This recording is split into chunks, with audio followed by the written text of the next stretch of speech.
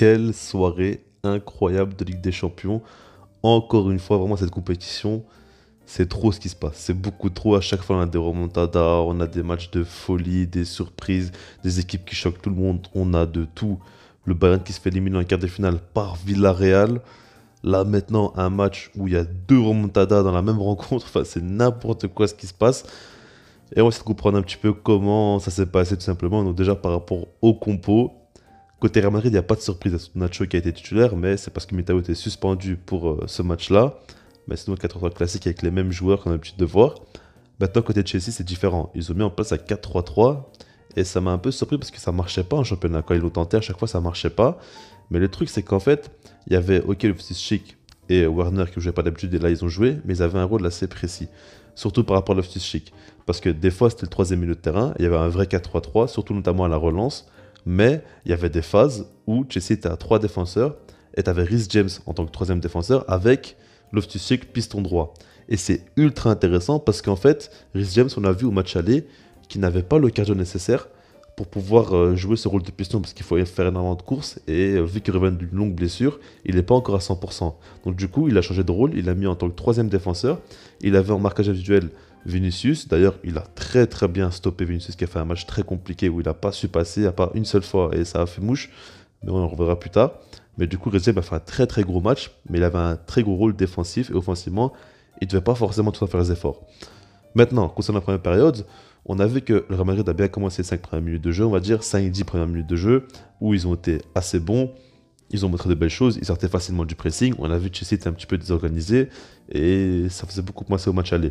Maintenant, ils sont vite revenus, et on a vu surtout un but qui a directement motivé Chelsea, c'est le but qui tombe à la 15e minute de jeu, Mason Mount, qui marque sur un assist de Timo Werner, qui lui met du genou, mais en vrai c'est une très belle action, où ça va très très vite, et ça joue très vertical en combinaison. Et puis il monte, il fait quand même une frappe magnifique enroulée.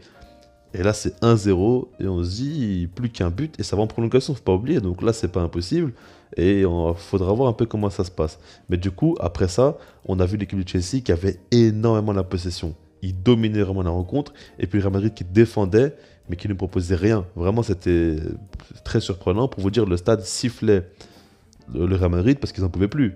Il n'y avait aucun pressing, ils acceptaient de subir, mais offensivement, il ne se passait rien côté Real Madrid. Donc on avait l'équipe de Chelsea qui imposait leur style de jeu, leur rythme, et qui arrivait tranquillement à dominer le Real Madrid après quelques situations assez chaudes. Bon, après, en temps, c'était pas non plus incroyable.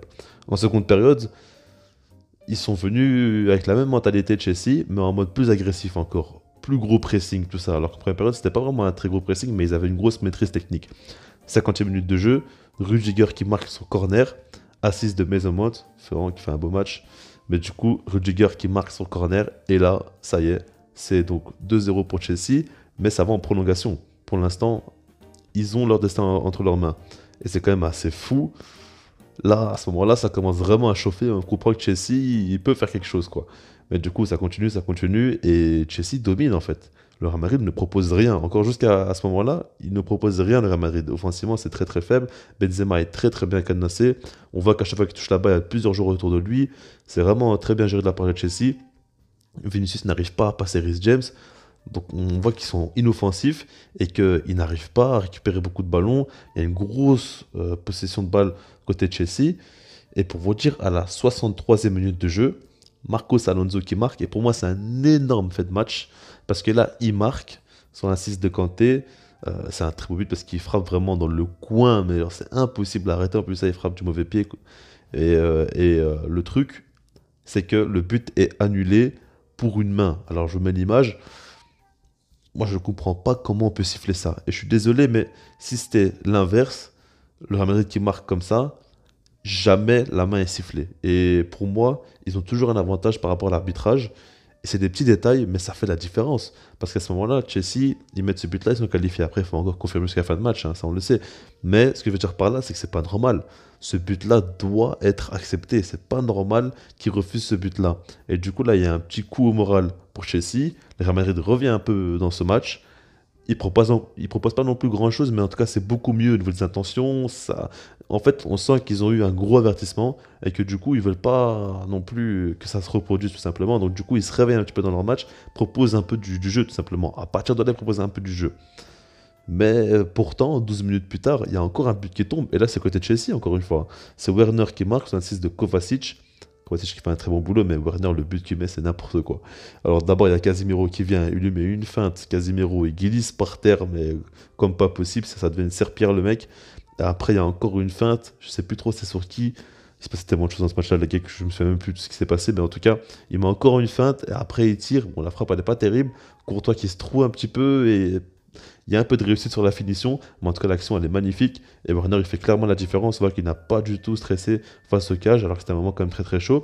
Mais du coup, à la 75e minute de jeu, Chelsea est qualifié pour les demi-finales. Il gagne 3-0 au Bernabeu. En même temps, le Bernabeu, ils ont quand même l'habitude d'encaisser pas mal de buts. On l'a vu face au Barça, là maintenant c'est encore une fois la même chose. Enfin, je suis désolé, mais cette saison ils ont quand même du mal à domicile. Après ça, on a une équipe du Real Madrid, bien évidemment, qui se réveille parce que là, ils sont obligés de jouer au football, obligés de proposer quelque chose un petit peu de manière plus offensive et plus concrète, quoi. Donc là, ils mettent beaucoup plus d'intensité, ils essaient de faire tout simplement bouger les choses. Ils n'arrivent pas à faire grand-chose jusqu'au coup de génie de Modric qui nous met un extérieur du pied exceptionnel pour Rodrigo qui met un plat du pied et qui marque. Rodrigo, très très belle finition, mais l'extérieur du pied de Modric, c'est sensationnel. Et encore une fois, le Real Madrid survit grâce à un exploit individuel d'un joueur.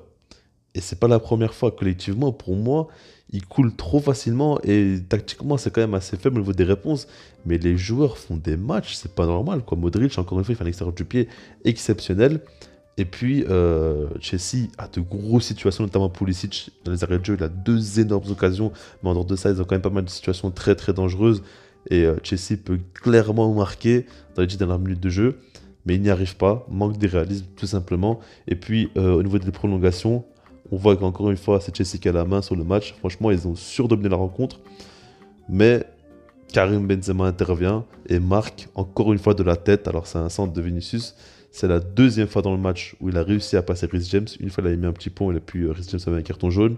Et là, c'est la deuxième fois qu'il le passe. Cette fois-ci, il fait un centre pied gauche pour la tête de Karim Benzema qui marque et qui offre donc du coup la qualification au Real Madrid. Après, c'est pas fini, hein. Il y a encore beaucoup de temps à jouer, une seconde période aussi pour la prolongation. Mais du coup, voilà, Benzema encore une fois qui sauve le Real Madrid, c'est complètement fou. Après ça, Chelsea a eu quelques situations dangereuses. Ils ont eu pas mal de belles occasions, notamment Havertz qui a frôlé le cadre. À un moment donné, sur une tête, il avait très très bien joué le coup. Il y a eu pas mal vraiment de situations où Chelsea pouvait marquer. Des corners, tout ça, ils ont eu pas mal de situations. Mais c'est pas passé tout simplement. Donc du coup, le Real Madrid qui passe en demi-finale. Et je trouve ça assez fou quand même qu'ils ont réussi à le faire. Alors ce qu'il y a à noter, c'est qu'ils ont un mental vraiment d'acier. Le Real Madrid, ils n'ont pas douté jusqu'au bout, ils y ont cru. Et ça, c'est quand même très très fort. Ils ont un joueur qui s'appelle Karim Benzema qui est exceptionnel parce que même s'il est, il est tenu comme pas possible, s'il a une occasion devant le but, on sait très bien qu'il va marquer, ça change rien du tout. Modric qui fait un match, mais vraiment pour moi, c'est le Madrilène qui a fait le meilleur match, c'est Modric. Défensivement, il a beaucoup beaucoup aidé. Offensivement, il a beaucoup apporté. Après, je pense que les changements d'Ancelotti ont beaucoup fait la différence, ça il faut le dire. Ce qui à chaque fois, les joueurs qui sont rentrés ont apporté beaucoup, alors que de Chelsea, les changements n'ont pas apporté grand-chose.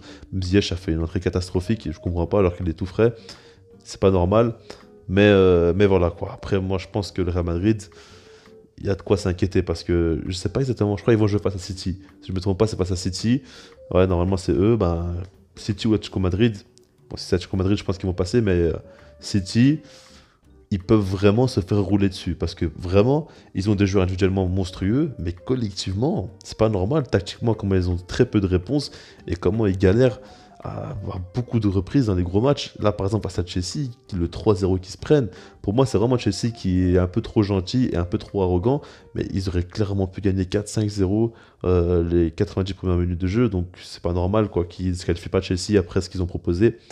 Bon, en tout cas, voilà, je sais pas comment t'en pensais par rapport à ce match-là, puis sinon, moi, je vous dis, peace.